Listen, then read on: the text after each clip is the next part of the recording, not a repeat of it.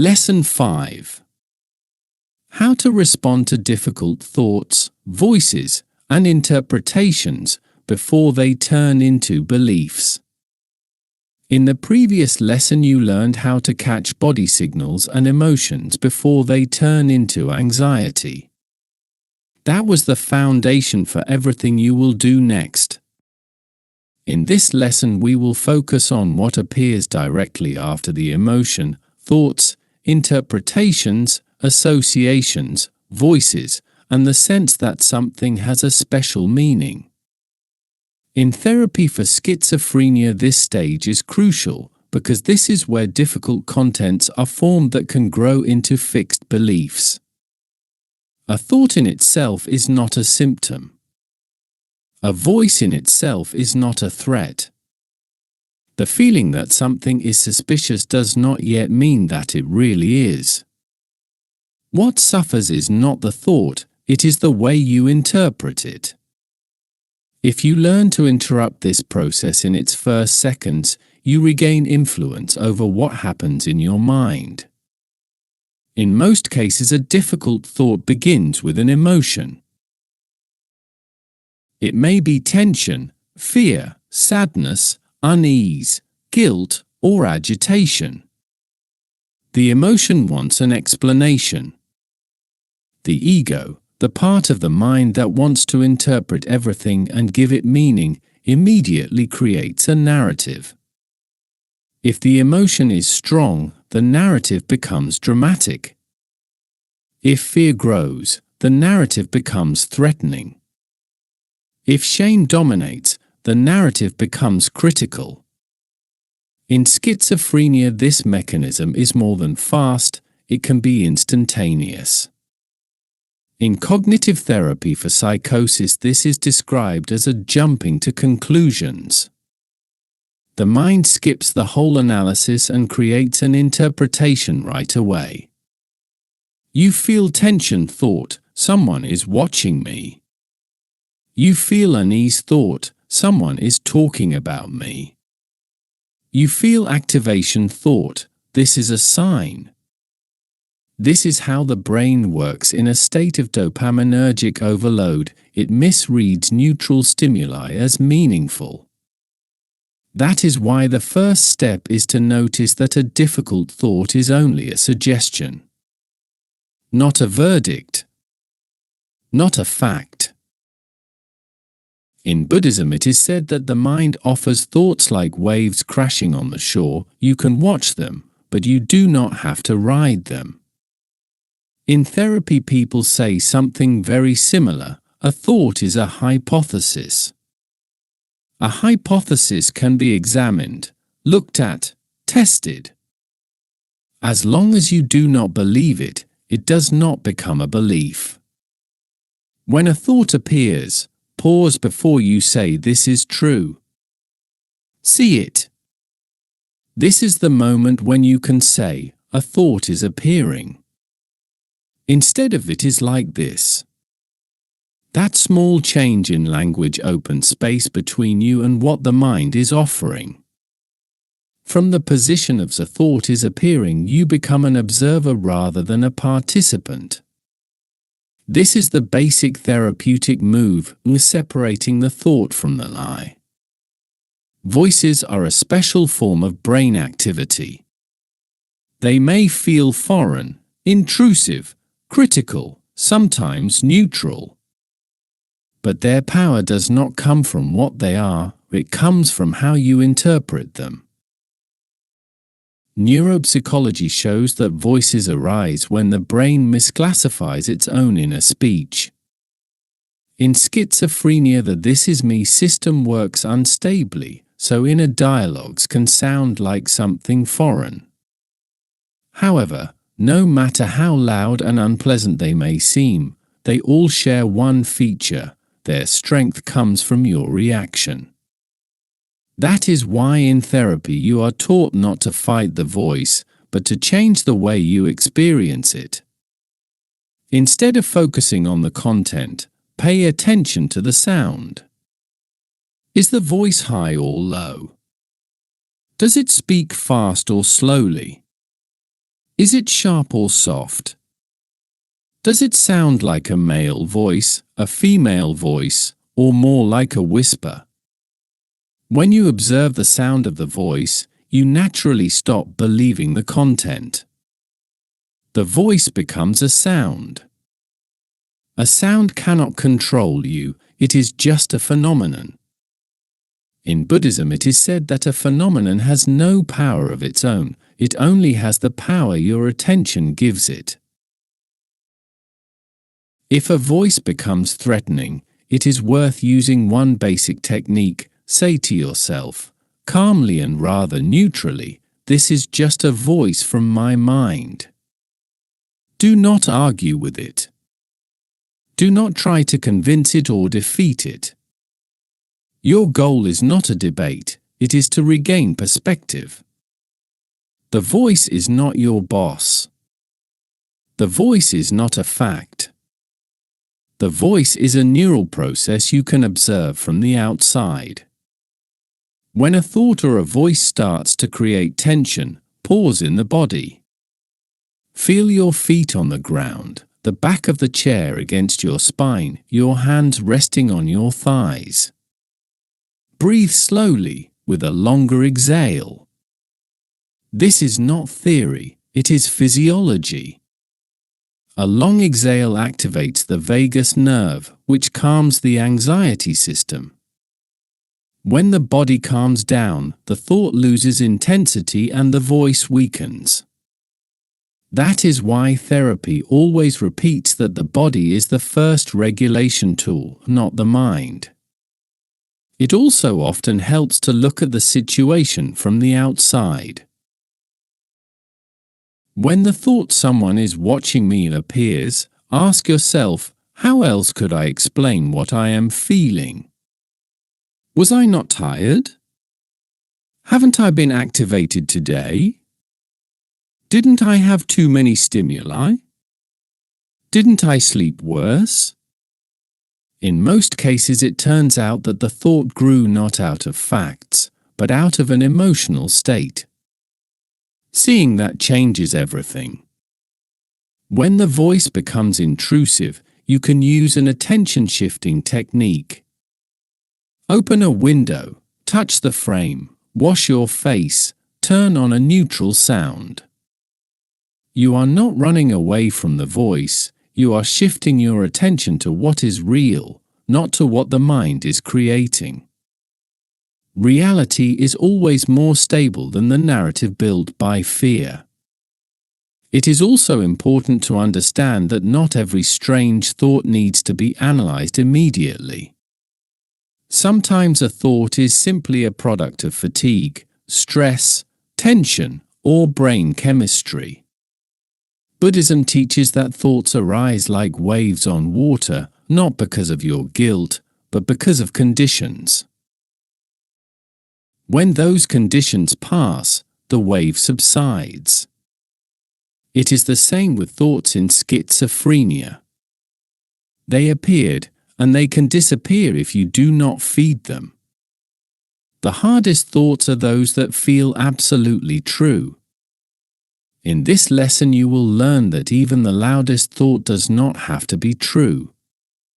Even the most realistic voice does not have to say anything meaningful. The ego is a master at giving meaning where there are no facts. Now you are learning to be someone else, an observer who sees the ego's narrative but does not have to imitate it. To finish, do one exercise. When at least one difficult thought appears during the day, stop it, not by forcefully suppressing it, but by noticing it. Say in your mind, a thought is appearing. Breathe slowly. Feel your body. Notice your surroundings. Only then decide whether this thought deserves your belief. In most cases, you will see that it was only a brief impulse. That is the moment when you regain freedom, not by force, not by fighting, but with clarity. This is the first complete step toward befriending the mind. not to silence it, but so that you are the one who decides how you respond to it. Tools for coping with difficult thoughts and voices. 1. The pause moment tool.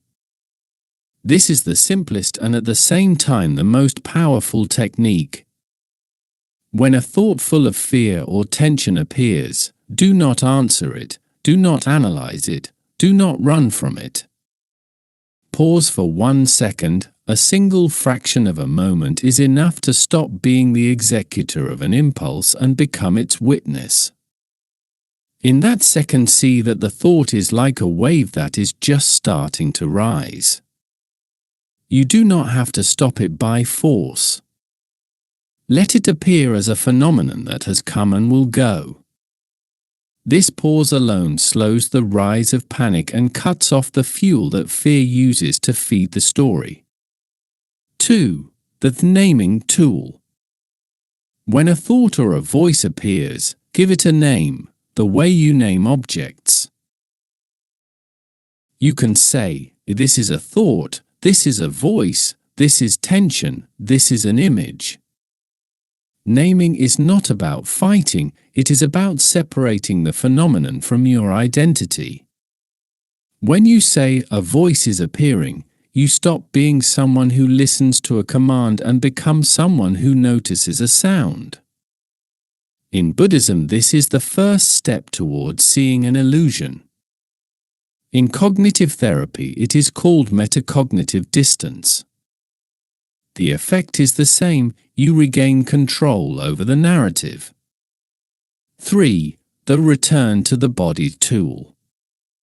The mind can create illusions, but the body always tells the truth. When a thought is strong or a voice starts to sound threatening, shift your attention to the breath, to the weight of your body, to the contact of your feet with the floor, to the pulse in your hands. The body is like an anchor, unmoved by the storm in your head. As soon as you focus on one spot in the body that you clearly feel, the voice or thought loses intensity because your attention stops feeding it. 4. The changing the direction of attention tool.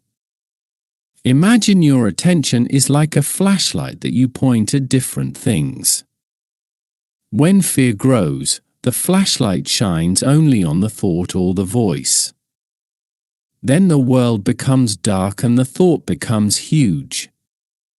It is enough to point the flashlight at something else, the sound of running water, the color of the wall, the feeling of your hand touching the table, even a short tone on your phone.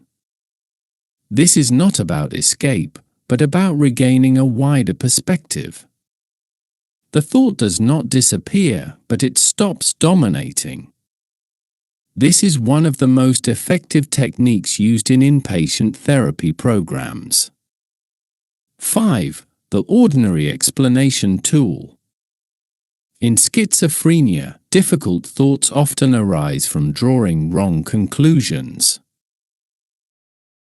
That is why, when an interpretation like "someone is watching me, this is a sign, they are plotting something" appears, it is worth putting a different, everyday explanation next to it. Maybe that person was looking in your direction because they were lost in thought? Maybe the radio happened to say a word that you happen to associate with yourself? These ordinary explanations are not meant to forcefully convince you. They only show that your interpretation is not the only one, and that alone changes its meaning and weakens its pressure.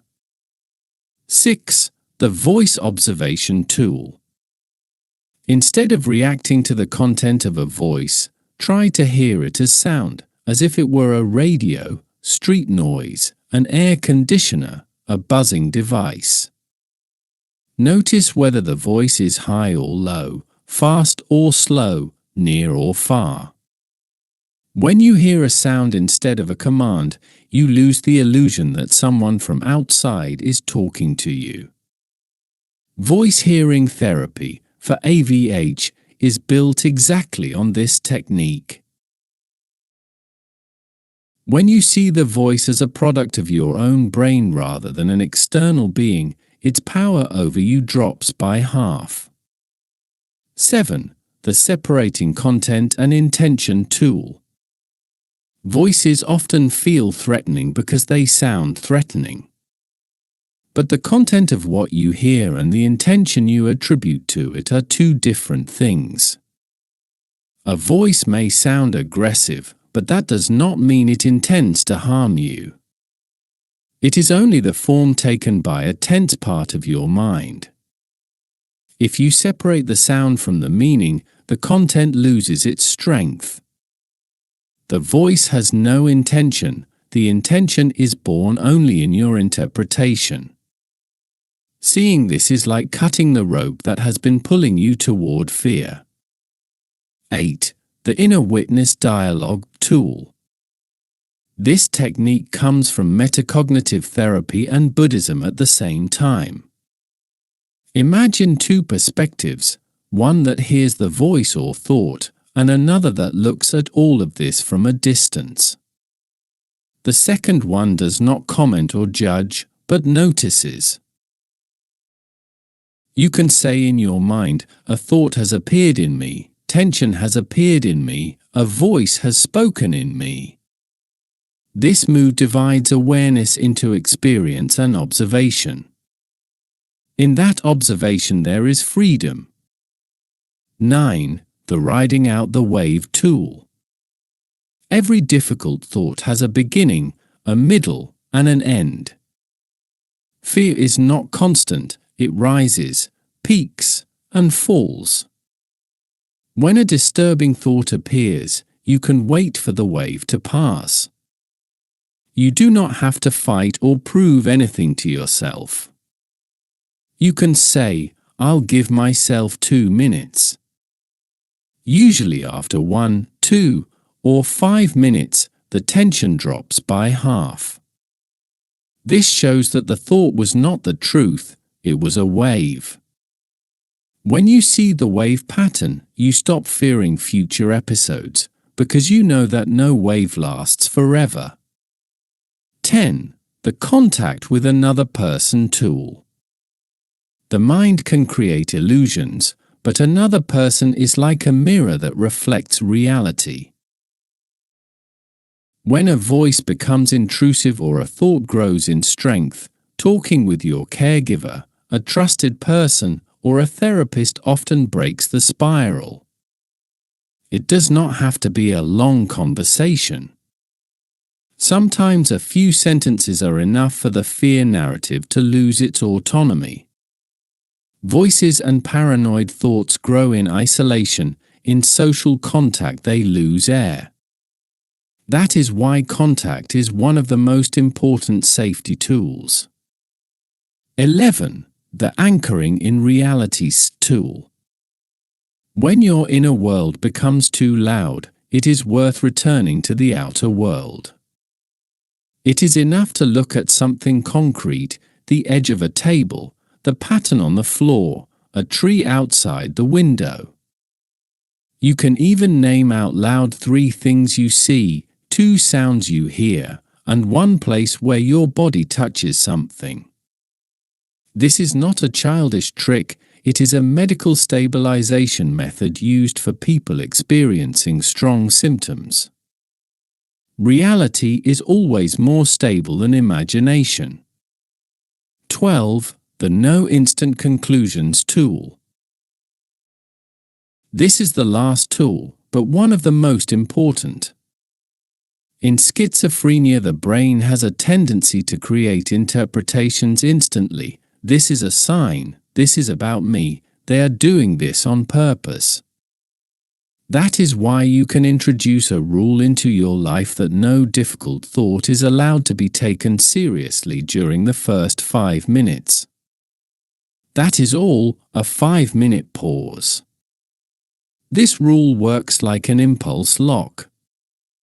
After 5 minutes, the thought is already weaker, clearer, easier to understand. This tool truly changes life. Summary. In this lesson you have shown yourself that tension in the body and chaos in the mind do not come out of nowhere. They are a natural reaction of the nervous system, which, after a psychotic episode, remains in a state of heightened alert. This is not your fault and not a weakness of character, it is a physiological consequence of the illness and the treatment. Understanding this is the first step toward regaining a sense of influence. You have also learned stabilization methods that do not require willpower or special abilities. Breath, awareness of the body, slowing down movements, and consciously pausing in the present moment work because they directly affect the nervous system. Regular use of these simple tools does not remove the illness, but it helps reduce tension, fear, and activation, and in this way protects against worsening of your condition. This is the foundation of further therapy. A calm mind begins with a calmer body.